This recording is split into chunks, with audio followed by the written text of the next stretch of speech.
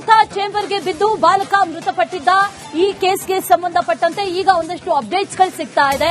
ಕೊನೆಗೂ ಕೂಡ ಸರಣಿ ವರದಿಗಳು ಪ್ರಸಾರ ಆದವು. ಆ ನಂತರದಲ್ಲಿ ಕೊನೆಗೂ ಈ ಜಲಮಂಡಳಿ ಎಚ್ಚೆತ್ತುಕೊಂಡಿದೆ. ರಿಪಬ್ಲಿಕ್ ಕನ್ನಡದ ಸರಣಿ ವರದಿಗೆ ಎಚ್ಚೆತ್ತಿದ ಜಲಮಂಡಳಿ. ಮೃತ ಬಾಲಕನ ಕುಟುಂಬಕ್ಕೆ ಜಲಮಂಡಳಿಯಿಂದ ಪರಿಹಾರವನ್ನ ನೀಡಲಾಗ್ತಾ ಇದೆ. ಇದು ರಿಪಬ್ಲಿಕ್ ಕನ್ನಡ ವರದಿಯ ಬಿಗ್ ಇಂಪ್ಯಾಕ್ಟ್ ಸ್ಟೋರಿ. ಇದು ಅನುಕಂಪದ ಆಧಾರದಲ್ಲಿ ಪರಿಹಾರ ಅಂತ ಹೇಳಿದೆ ಜಲಮಂಡಳಿ. ಜಲಮಂಡಳಿ ಅಧ್ಯಕ್ಷ ಡಾಕ್ಟರ್ ರಾಮ್ ಪ್ರಸಾದ್ ಮನೋಹರ್ ಹೇಳಿಕೆಯನ್ನ ನೀಡಿದ್ದಾರೆ. 14 ವರ್ಷದ ಬಾಲಕ ಪ್ರೀತಮ್ ಮೃತಪಟ್ಟಿದ್ದ. ಆ ಚೇಂಬರ್ ಓಪನ್ ಇಲ್ಲದೆ ಇದ್ದಿದ್ರೆ ಆತ ಬದುಕಿ ಉಳಿತಾ ಇದ್ದ. ಆಟ ಆಡೋದಕ್ಕಂತ ಹೊರಗಡೆ ಹೋದಂತಹ ಬಾಲಕ ಮೃತಪಟ್ಟಿದ್ದ. ಆ ನಂತರದಲ್ಲಿ ಸರಣಿ ವರದಿಗಳು ಪ್ರಸಾರ ಆದವು. ನಮ್ದೇನ್ ತಪ್ಪೇ ಇಲ್ಲ ಅಂತ ಜಲಮಂಡಳಿ ಹೇಳ್ಕೊಳ್ತು. ಸಮಿತಿಯನ್ನ ಕೂಡ ರಚನೆ ಮಾಡಲಾಯಿತು. ಅಸಲಿಗೆ ಏನಾಗಿದೆ ಅನ್ನುವಂಥ ತನಿಖೆಗಳು ಕೂಡ ಆದವು. ತನಿಖೆಯ ರಿಪೋರ್ಟ್ ಬಂತು. ಈಗ ಜಲಮಂಡಳಿ ಎಚ್ಚೆತ್ತುಕೊಂಡಿದೆ. ನಮ್ಮ ಜೊತೆ ಜಲಮಂಡಳಿ ಅಧ್ಯಕ್ಷರಾಗಿರುವಂತಹ ಡಾಕ್ಟರ್ ರಾಮ್ ಪ್ರಸಾದ್ ಮನೋಹರ್ ಇದ್ದಾರೆ. ಅವ್ರನ್ನ ಮಾತನಾಡಿಸ್ಕೊಂಡು ಹೋಗೋಣ. ಸರ್, ಅಗ್ನಿಪುರ ಪೊಲೀಸರು 3 ಜಲಮಂಡಳಿ ಅಧಿಕಾರಿಗೆ ನೋಟಿಸ್ ಕೊಟ್ಟಿದ್ದಾರೆ. ಎಡಬ್ಲ್ಯೂಗೆ, ಎಇಗೆಲ್ಲ. ಈಗ ನೀವು ಮೊನ್ನೆ ಹೇಳಿದ್ರೆ ಇದರೆಲ್ಲೋ ಜಲಮಂಡಳಿ ನಿರ್ಲಕ್ಷ್ಯ ಆಗಿಲ್ಲ ಅಂತ. ಪೊಲೀಸರ ಇನ್ವೆಸ್ಟಿಗೇಷನ್ ಜಲಮಂಡಳಿ ನಿರ್ಲಕ್ಷ್ಯ ಆಗಿರೋ ಪ್ರಾಥಮಿಕವಾಗಿ ಗೊತ್ತಾಗ್ತಾ ಇದೆ. 3 ನೋಟಿಸ್ ಕೊಟ್ಟಿದ್ದಾರೆ ಸರ್. ನೋಡಿ, ಇದು ತನಿಖೆ ಹಂತದಲ್ಲಿರುವುದರಿಂದ ಈ ಸಂದರ್ಭದಲ್ಲಿ ಇದರ ಬಗ್ಗೆ ನಾನು ಹೆಚ್ಚು ಮಾತಾಡೋದು ಸರಿ ಹೋಗಲ್ಲ. ಹಾಗಾಗಿ ನಮ್ಮ ತಾಂತ್ರಿಕ ಸಿಬ್ಬಂದಿಗಳದ್ದು, ಅಧಿಕಾರಿಗಳದ್ದು ರಿಪೋರ್ಟ್ ಪ್ರಕಾರ ನಾನು ತಮಗೆ ತಿಳಿಸಿದ್ದೀನಿ. ಸೊ ಅದರ ಮೇಲೆ ಪೊಲೀಸರು ಏನು ತನಿಖೆ ಮಾಡೋದು ಅದಕ್ಕೆ ಬದ್ಧವಾಗಿ ನಾವು ಮುಂದಿನ ಕ್ರಮ ತಗೊಳ್ತೇವೆ. ಸರ್, ಅಂದ್ರೆ ಪೊಲೀಸರ ನಿರ್ಲಕ್ಷ್ಯ ಅಂದ್ರೆ ತನಿಖೆ ಸಂದರ್ಭದಲ್ಲಿ ಅಲ್ಲಿ ನಿರ್ಲಕ್ಷ್ಯ ಆಗಿರೋ ಜಲಮಂಡಳಿಯಿಂದಲೇ ಅದ್ರ ಕೂಡ ಕಾಂಟ್ರಾಕ್ಟರ್ ಆಗಿರಬಹುದು, ಎಡಬ್ಲ್ಯೂ ಆ ಒಂದು ಯಾವಾಗ ಇದು ತಗೊಂಡಿದ್ರು ಅಂದ್ರೆ ಕಾಮಗಾರಿ ಶುರುವಾದಿಂದ ಕೂಡ ಅಲ್ಲಿ ಮುಂಜಾಗ್ರತಾ ಕ್ರಮ ಅಳವಡಿಕೆ ಮಾಡಿರಲಿಲ್ಲ ಅನ್ನೋದು ಕೂಡ ಒಂದಿಷ್ಟು ಆರೋಪ ಏನಿದೆ. ಅದಕ್ಕೆ ಪುಷ್ಟಿ ನೀಡುವಂತ ಪೊಲೀಸ್ ತನಿಖೆ ಕೂಡ ನಡೀತಾ ಇದೆ. ಈಗ ನೋಟಿಸ್ ಕೂಡ ಕೊಟ್ಟಿದ್ದಾರೆ. ಏನು ಅಂತ ನೋಟಿಸ್ ಕೊಟ್ಟಿದ್ದಾರೆ ಸರ್? ಈಗ ಅದರ ಬಗ್ಗೆ ನನಗೆ ಹೆಚ್ಚು ಮಾಹಿತಿ ಇಲ್ಲ. ಯಾಕಂದ್ರೆ ಯಾರು ವ್ಯಕ್ತಿಗತವಾಗಿ ನೋಟಿಸ್ ಕೊಟ್ಟಿದ್ದಾರೆ ಅವರಿಗೆ ಗೊತ್ತಿರುತ್ತೆ ಯಾವ ತರ ನೋಟಿಸ್ ಕೊಟ್ಟಿದ್ದಾರೆ ಅಂತ. ಬಟ್ ಈ ಸಂದರ್ಭದಲ್ಲಿ ತನಿಖೆ ಹಂತದಲ್ಲಿರುವುದರಿಂದ ಯಾವುದೇ ವಿಚಾರದ ಬಗ್ಗೆ ಮಾತಾಡಿದರೆ ಅದು ತನಿಖೆಗೆ ಅಡ್ಡ ಆಗದಂಗೆ ಆಗುತ್ತೆ. ಹಾಗಾಗಿ ನಾನು ಈ ವಿಷಯದಲ್ಲಿ ಯಾವುದೇ ರೀತಿಯಲ್ಲಿ ಮಾಹಿತಿಯನ್ನು ಕೊಡೋದಕ್ಕೆ ಅಥವಾ ನನ್ನ ಒಪಿನಿಯನ್ ಹೇಳಕ್ಕೆ ನಾನು ಬಯಸ್ತಾ ಇಲ್ಲ. ಅಲ್ಲ, ನೀವು ಯಾರೋ ಕಳ್ಳರು ಕತ್ಕೊಂಡು ಹೋಗಿರ್ಬೋದು ಅಂತ ಅಂದಿದ್ರಿ. ಅಂದ್ರೆ ಆ ಚೇಂಬರ್ ಕವರ್ನ ಯಾರು ಕತ್ಕೊಂಡು ಹೋಗಿದ್ರಿ ಅಂತ. ಬಟ್ ಯಾವುದೇ ಆತರ ಹೇಳಿಲ್ಲ. ನಾನು ಹೇಳಿದ ಪ್ರಕಾರ ಈಗ ತನಿಖೆ ಇರೋದ್ರಿಂದ ತನಿಖೆ ಹಂತದಲ್ಲಿ ನನ್ನಿಂದ ಯಾವುದೇ ಅಭಿಪ್ರಾಯ ವ್ಯಕ್ತಪಡಿಸಿದ್ರು ಕೂಡ ತನಿಖೆಗೆ ಧಕ್ಕೆ ಆಗುತ್ತೆ. ಹಾಗಾಗಿ ನಿಷ್ಪಕ್ಷವಾಗಿ ಪಾರದರ್ಶಕವಾಗಿ ತನಿಖೆ ಆಗಬೇಕು. ಯಾರಿಂದ ತಪ್ಪಾಗಿದ್ರು ತಪ್ಪಿಸ್ತರಿಗೆ ನಾವು ಕ್ರಮ ತಗೊಳ್ತೀವಿ. ಇಲ್ಲ, ನಮಗೆ ತನಿಖೆ ಪ್ರಾಥಮಿಕದಲ್ಲಿ ನಮ್ಮ ಮೇಲ್ನೋಟಕ್ಕೆ ನಮ್ಮ ಅಧಿಕಾರಿಗಳು ಅದನ್ನ ಹೇಳಿದ್ದಾರೆ. ಈಗ ನಮ್ಮ ಪೊಲೀಸ್ ಅವರು ತನಿಖೆ ಮಾಡಿದಾಗ ಏನು ಮಾಹಿತಿ ಬರುತ್ತೆ ಅದರ ಆಧಾರವಾಗಿ ಮುಂದಿನ ತೀರ್ಮಾನ ತೆಗೆದುಕೊಳ್ತೀವಿ. ಇನ್ನೊಂದು, ನಿಮ್ಮ ವರದಿ ಕೈ ಸೇರಿದ್ರು ನೀವು ಅದರ ಬಗ್ಗೆ ಮಾತಾಡಕ್ಕೆ ಹಿಂದೇಟಾಗ್ತಾ ಇದ್ದಾರೆ ಅಂತ ಈಗಾಗಲೇ ಅಲ್ಲಿಯ ಜನರು ಕೂಡ ಆರೋಪ ಮಾಡ್ತಾ ಇದ್ದಾರೆ. ಅವರ ಮೊನ್ನೆ ವರದಿಯೆಲ್ಲ ಅವ್ರು ರೆಡಿ ಇದೆ, ಯಾಕೆ ಅವರು ಓಪನ್ ಆಗಿ ಆ ವರದಿ ಬಗ್ಗೆ ಯಾಕೆ ಮಾತಾಡ್ತಿಲ್ಲ? ಆಂತರಿಕ ಸಮಿತಿ ನಿಮ್ಮ ವರದಿ ಏನಿದೆ ಫೆಬ್ರವರಿ 5ಕ್ಕೆ ನಿಮ್ ಕೈ ಸೇರಿದ್ರು ಕೂಡ ಇದುವರೆಗೂ ಕೂಡ ನೀವು ಅದ್ರ ಬಗ್ಗೆ ಯಾವುದೇ ಮಾತಾಡ್ತಿಲ್ಲ. ಅಲ್ಲಿರುವಂತಹ ಅಧಿಕಾರಿಗಳು ಅಂದ್ರೆ ಲೋಕಲೇಟ್ ಯಾರಿದ್ದಾರೆ ಅವರ ಅಧಿಕಾರಿಗಳು ಕೂಡ ಅಲ್ಲಿರುವಂತಹ ಸ್ಥಳೀಯರಿಗೆ ಯಾವುದೇ ಮಾಹಿತಿ ಕೊಡ್ತಾ ಇಲ್ಲ. ಯಾಕೆ ಮುಚ್ಚಿಡುವಂತ ಕೆಲಸ ಆಗ್ತಾ ಇದೆ ಅಂತ?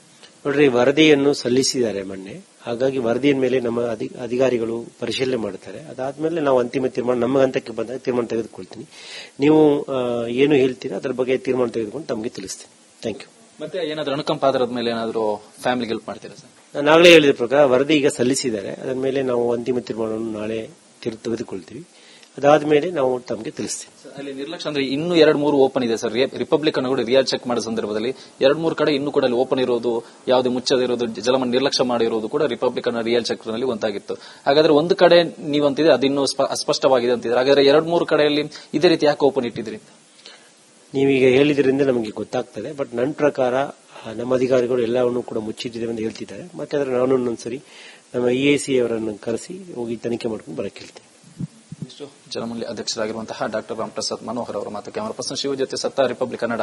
ಪುರದಲ್ಲಿ ಓಪನ್ ಇರುವಂತಹ ಚೇಂಬರ್ಗೆ ಬಿದ್ದು ಬಾಲಕ ಮೃತಪಟ್ಟಿದ್ದ ಈ ಕೇಸ್ಗೆ ಸಂಬಂಧಪಟ್ಟಂತೆ ಈಗ ಒಂದಷ್ಟು ಅಪ್ಡೇಟ್ಸ್ಗಳು ಸಿಗ್ತಾ ಇದೆ. ಕೊನೆಗೂ ಕೂಡ ಸರಣಿ ವರದಿಗಳು ಪ್ರಸಾರ ಆದವು. ಆ ನಂತರದಲ್ಲಿ ಕೊನೆಗೂ ಈ ಜಲಮಂಡಳಿ ಎಚ್ಚೆತ್ತುಕೊಂಡಿದೆ. ರಿಪಬ್ಲಿಕ್ ಕನ್ನಡದ ಸರಣಿ ವರದಿಗೆ ಎಚ್ಚೆತ್ತಿದ ಜಲಮಂಡಳಿ. ಮೃತ ಬಾಲಕನ ಕುಟುಂಬಕ್ಕೆ ಜಲಮಂಡಳಿಯಿಂದ ಪರಿಹಾರವನ್ನ ನೀಡಲಾಗ್ತಾ ಇದೆ. ಇದು ರಿಪಬ್ಲಿಕ್ ಕನ್ನಡ ವರದಿಯ ಬಿಗ್ ಇಂಪ್ಯಾಕ್ಟ್ ಸ್ಟೋರಿ. ಇದು ಅನುಕಂಪದ ಆಧಾರದಲ್ಲಿ ಪರಿಹಾರ ಅಂತ ಹೇಳಿದೆ ಜಲಮಂಡಳಿ. ಜಲಮಂಡಳಿ ಅಧ್ಯಕ್ಷ ಡಾಕ್ಟರ್ ರಾಮ್ ಪ್ರಸಾದ್ ಮನೋಹರ್ ಹೇಳಿಕೆಯನ್ನ ನೀಡಿದ್ದಾರೆ. 14 ವರ್ಷದ ಬಾಲಕ ಪ್ರೀತಮ್ ಮೃತಪಟ್ಟಿದ್ದ. ಆ ಚೇಂಬರ್ ಓಪನ್ ಇಲ್ಲದೆ ಇದ್ದಿದ್ರೆ ಆತ ಬದುಕಿ ಉಳಿತಾ ಇದ್ದ. ಆಟ ಆಡೋದಕ್ಕಂತ ಹೊರಗಡೆ ಹೋದಂತಹ ಬಾಲಕ ಮೃತಪಟ್ಟಿದ್ದ. ಆ ನಂತರದಲ್ಲಿ ಸರಣಿ ವರದಿಗಳು ಪ್ರಸಾರ ಆದವು. ನಮ್ದೇನ್ ತಪ್ಪೇ ಇಲ್ಲ ಅಂತ ಜಲಮಂಡಳಿ ಹೇಳ್ಕೊಳ್ತು. ಸಮಿತಿಯನ್ನ ಕೂಡ ರಚನೆ ಮಾಡಲಾಯಿತು. ಅಸಲಿಗೆ ಏನಾಗಿದೆ ಅನ್ನುವಂಥ ತನಿಖೆಗಳು ಕೂಡ ಆದವು. ತನಿಖೆಯ ರಿಪೋರ್ಟ್ ಬಂತು. ಈಗ ಜಲಮಂಡಳಿ ಎಚ್ಚೆತ್ತುಕೊಂಡಿದೆ. ನಮ್ಮ ಜೊತೆ ಜಲಮಂಡಳಿ ಅಧ್ಯಕ್ಷರಾಗಿರುವಂತಹ ಡಾಕ್ಟರ್ ರಾಮ್ ಪ್ರಸಾದ್ ಮನೋಹರ್ ಇದ್ದಾರೆ. ಅವ್ರನ್ನ ಮಾತನಾಡಿಸ್ಕೊಂಡು ಹೋಗೋಣ. ಸರ್, ಅಗ್ನಿಪುರ ಪೊಲೀಸರು 3 ಜಲಮಂಡಳಿ ಅಧಿಕಾರಿಗೆ ನೋಟಿಸ್ ಕೊಟ್ಟಿದ್ದಾರೆ. ಎಡಬ್ಲ್ಯೂಗೆ, ಎಇಗೆಲ್ಲ. ಈಗ ನೀವು ಮೊನ್ನೆ ಹೇಳಿದ್ರೆ ಇದರೆಲ್ಲೋ ಜಲಮಂಡಳಿ ನಿರ್ಲಕ್ಷ್ಯ ಆಗಿಲ್ಲ ಅಂತ ಪೊಲೀಸರ ಇನ್ವೆಸ್ಟಿಗೇಷನ್ ಅಲ್ಲಿ ಜಲಮಂಡಳಿ ನಿರ್ಲಕ್ಷ್ಯ ಆಗಿರೋ ಪ್ರಾಥಮಿಕವಾಗಿ ಗೊತ್ತಾಗ್ತಾ ಇದೆ. 3 ನೋಟಿಸ್ ಕೊಟ್ಟಿದ್ದಾರೆ ಸರ್. ನೋಡಿ, ಇದು ತನಿಖೆ ಹಂತದಲ್ಲಿರುವುದರಿಂದ ಈ ಸಂದರ್ಭದಲ್ಲಿ ಇದರ ಬಗ್ಗೆ ನಾನು ಹೆಚ್ಚು ಮಾತಾಡೋದು ಸರಿ ಹೋಗಲ್ಲ. ಹಾಗಾಗಿ ನಮ್ಮ ತಾಂತ್ರಿಕ ಸಿಬ್ಬಂದಿಗಳದ್ದು ಅಧಿಕಾರಿಗಳದ್ದು ರಿಪೋರ್ಟ್ ಪ್ರಕಾರ ನಾನು ತಮಗೆ ತಿಳಿಸಿದ್ದೀನಿ. ಸೊ ಅದರ ಮೇಲೆ ಪೊಲೀಸರು ಏನು ತನಿಖೆ ಮಾಡಿದ್ರೆ ಅದಕ್ಕೆ ಬದ್ಧವಾಗಿ ನಾವು ಮುಂದಿನ ಕ್ರಮ ತಗೊಳ್ತೀವಿ. ಸರ್, ಅಂದ್ರೆ ಪೊಲೀಸರ ನಿರ್ಲಕ್ಷ್ಯ ಅಂದ್ರೆ ತನಿಖೆ ಸಂದರ್ಭದಲ್ಲಿ ಅಲ್ಲಿ ನಿರ್ಲಕ್ಷ್ಯ ಆಗಿರೋ ಜಲಮಂಡಳಿಯಿಂದಲೇ ಅದ್ರ ಕೂಡ ಕಾಂಟ್ರಾಕ್ಟರ್ ಆಗಿರಬಹುದು AE ಆ ಒಂದು ಯಾವಾಗ ಇದು ತಗೊಂಡಿದ್ರು ಅಂದ್ರೆ ಕಾಮಗಾರಿ ಶುರುವಾದಿಂದ ಕೂಡ ಅಲ್ಲಿ ಮುಂಜಾಗ್ರತಾ ಕ್ರಮ ಅಳವಡಿಕೆ ಮಾಡಿರಲಿಲ್ಲ ಅನ್ನೋದು ಕೂಡ ಒಂದಿಷ್ಟು ಆರೋಪ ಏರಿದೆ. ಅದಕ್ಕೆ ಪುಷ್ಟಿ ನೀಡುವಂತ ಪೊಲೀಸ್ ತನಿಖೆ ಕೂಡ ನಡೀತಾ ಇದೆ. ಈಗ ನೋಟಿಸ್ ಕೂಡ ಕೊಟ್ಟಿದ್ದಾರೆ. ಏನು ಅಂತ ನೋಟಿಸ್ ಕೊಟ್ಟಿದ್ದಾರೆ ಸರ್? ಈಗ ಅದರ ಬಗ್ಗೆ ನನಗೆ ಹೆಚ್ಚು ಮಾಹಿತಿ ಇಲ್ಲ. ಯಾಕಂದ್ರೆ ಯಾರು ವ್ಯಕ್ತಿಗತವಾಗಿ ನೋಟಿಸ್ ಕೊಟ್ಟಿದ್ದಾರೆ ಅವರಿಗೆ ಗೊತ್ತಿರುತ್ತೆ ಯಾವ ತರ ನೋಟಿಸ್ ಕೊಟ್ಟಿದ್ದಾರೆ ಅಂತ. ಬಟ್ ಈ ಸಂದರ್ಭದಲ್ಲಿ ತನಿಖೆ ಹಂತದಲ್ಲಿರುವುದರಿಂದ ಯಾವುದೇ ವಿಚಾರದ ಬಗ್ಗೆ ಮಾತಾಡಿದರೆ ಅದು ತನಿಖೆಗೆ ಅಡ್ಡ ಆಗದಂಗೆ ಆಗುತ್ತೆ. ಹಾಗಾಗಿ ನಾನು ಈ ವಿಷಯದಲ್ಲಿ ಯಾವುದೇ ರೀತಿಯಲ್ಲಿ ಮಾಹಿತಿಯನ್ನು ಕೊಡೋದಕ್ಕೆ ಅಥವಾ ನನ್ನ ಒಪಿನಿಯನ್ ಹೇಳಕ್ಕೆ ನಾನು ಬಯಸ್ತಾ ಇಲ್ಲ. ಅಲ್ಲ, ನೀವನ್ನ ಯಾರೋ ಕಳ್ಳರು ಕತ್ಕೊಂಡು ಹೋಗಿರ್ಬೋದು ಅಂತ ಅಂದಿದ್ರಿ, ಅಂದ್ರೆ ಆ ಚೇಂಬರ್ ಕವರ್ನ ಯಾರು ಕತ್ಕೊಂಡು ಹೋಗಿದ್ರಿಂದ. ಬಟ್ ಯಾವುದೇ ಆತರ ಹೇಳಿಲ್ಲ.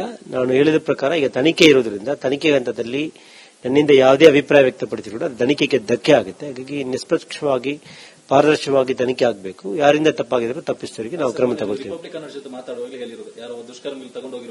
ಇಲ್ಲ, ನಮಗೆ ತನಿಖೆ ಪ್ರಾಥಮಿಕದಲ್ಲಿ ನಮ್ಮ ಮೇಲ್ನೋಟಕ್ಕೆ ನಮ್ಮ ಅಧಿಕಾರಿಗಳು ಅದನ್ನ ಹೇಳಿದ್ದಾರೆ.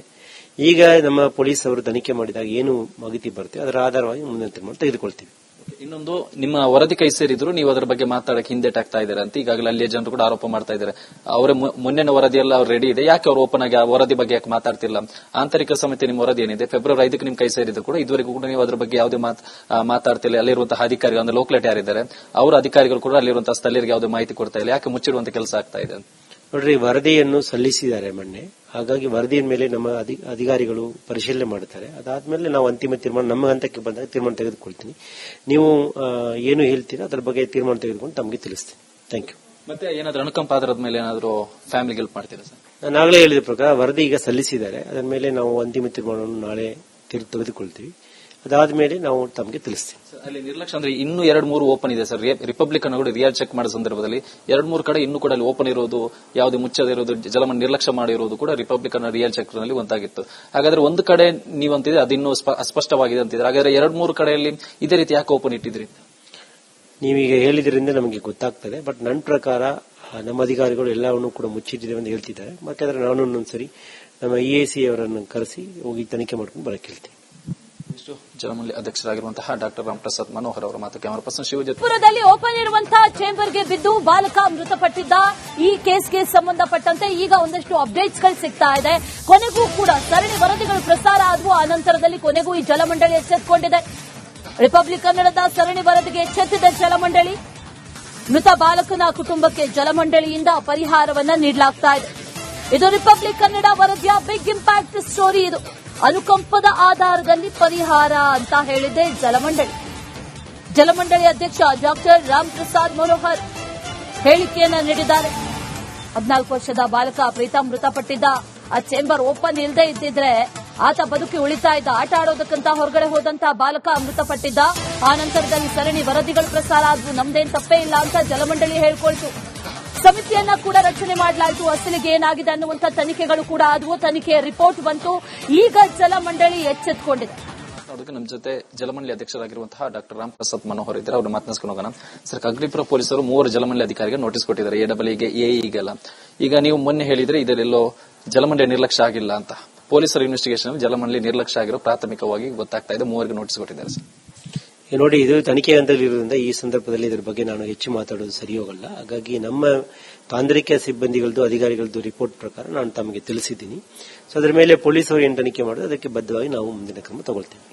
ಸರ್, ಅಂದ್ರೆ ಪೊಲೀಸರ ನಿರ್ಲಕ್ಷ್ಯ ಅಂದ್ರೆ ತನಿಖೆ ಸಂದರ್ಭದಲ್ಲಿ ಅಲ್ಲಿ ನಿರ್ಲಕ್ಷ್ಯ ಆಗಿರೋ ಜಲಮಂಡಳಿಯಿಂದಲೇ ಅದ್ರ ಕೂಡ ಕಾಂಟ್ರಾಕ್ಟರ್ ಆಗಿರಬಹುದು AE ಆ ಒಂದು ಯಾವಾಗ ಇದು ತಗೊಂಡಿದ್ರು ಅಂದ್ರೆ ಕಾಮಗಾರಿ ಶುರುವಾದಿಂದ ಕೂಡ ಅಲ್ಲಿ ಮುಂಜಾಗ್ರತಾ ಕ್ರಮ ಅಳವಡಿಕೆ ಮಾಡಿರಲಿಲ್ಲ ಅನ್ನೋದು ಕೂಡ ಒಂದಿಷ್ಟು ಆರೋಪ ಏರಿದೆ. ಅದಕ್ಕೆ ಪುಷ್ಟಿ ನೀಡುವಂತ ಪೊಲೀಸ್ ತನಿಖೆ ಕೂಡ ನಡೀತಾ ಇದೆ. ಈಗ ನೋಟಿಸ್ ಕೂಡ ಕೊಟ್ಟಿದ್ದಾರೆ. ಏನು ಅಂತ ನೋಟಿಸ್ ಕೊಟ್ಟಿದ್ದಾರೆ ಸರ್? ಈಗ ಅದರ ಬಗ್ಗೆ ನನಗೆ ಹೆಚ್ಚು ಮಾಹಿತಿ ಇಲ್ಲ. ಯಾಕಂದ್ರೆ ಯಾರು ವ್ಯಕ್ತಿಗತವಾಗಿ ನೋಟಿಸ್ ಕೊಟ್ಟಿದ್ದಾರೆ ಅವರಿಗೆ ಗೊತ್ತಿರುತ್ತೆ ಯಾವ ತರ ನೋಟಿಸ್ ಕೊಟ್ಟಿದ್ದಾರೆ ಅಂತ. ಬಟ್ ಈ ಸಂದರ್ಭದಲ್ಲಿ ತನಿಖೆ ಹಂತದಲ್ಲಿರುವುದರಿಂದ ಯಾವುದೇ ವಿಚಾರದ ಬಗ್ಗೆ ಮಾತಾಡಿದರೆ ಅದು ತನಿಖೆಗೆ ಅಡ್ಡ ಆಗದಂಗೆ ಆಗುತ್ತೆ. ಹಾಗಾಗಿ ನಾನು ಈ ವಿಷಯದಲ್ಲಿ ಯಾವುದೇ ರೀತಿಯಲ್ಲಿ ಮಾಹಿತಿಯನ್ನು ಕೊಡೋದಕ್ಕೆ ಅಥವಾ ನನ್ನ ಒಪಿನಿಯನ್ ಹೇಳಕ್ಕೆ ನಾನು ಬಯಸ್ತಾ ಇಲ್ಲ.